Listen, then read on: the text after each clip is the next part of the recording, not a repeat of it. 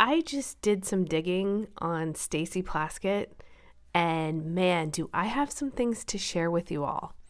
She definitely has a connection to Epstein, and I think it's a lot further than a lot of people think. This is Little St. James, also known as Epstein Island, which is in the Virgin Islands.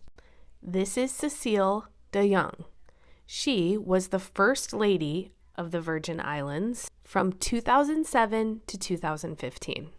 Now, she was one of the people that helped Stacey Plaskett become a congresswoman with the help of Epstein's contributions. There was a lawsuit in 2023 that was the U.S. Virgin Islands versus J.P. Morgan. There are exhibits that just got unsealed in October 2025. In this lawsuit, there's an exhibit that has an email from her, the First Lady of the Virgin Islands at that time, and I'm going to show it to you. This was from June 19th, 2014, from the First Lady to Jeffrey Epstein. Your help is needed. We are trying to get Stacey Plaskett elected to Congress. Sean Malone, current Senate president, is running against her in the Democratic primary in August. Sean is the one who came after you in the Senate hearing last week. He is nasty and needs to be defeated, and we would have a friend in Stacey. And just a reminder, 2008, he was a convicted offender. He was required to register as a sex offender. And they were working with him to get his dirty money. This is 2014, 2018. She knew. Don't let her play dumb. She ended up winning. Okay, this was 2014.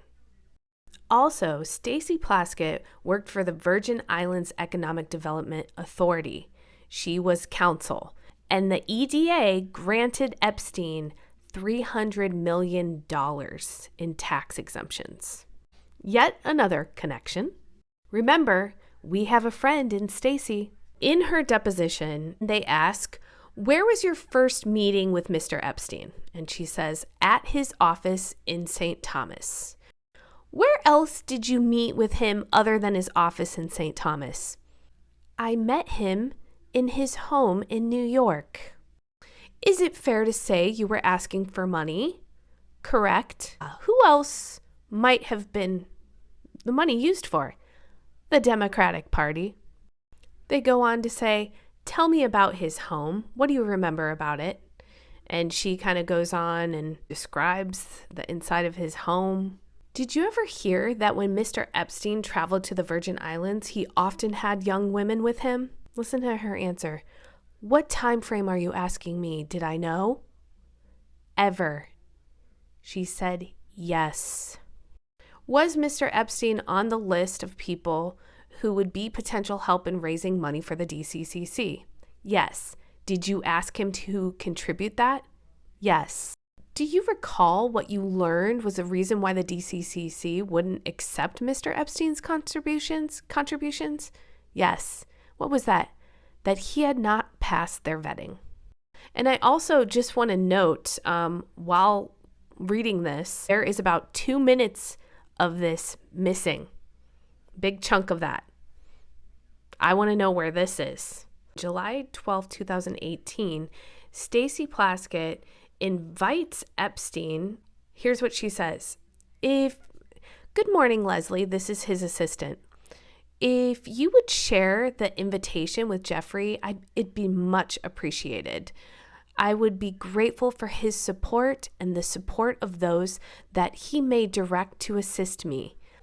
So to summarize, she did in fact have a much deeper connection than she is talking about. Remember, we have a friend in Stacey.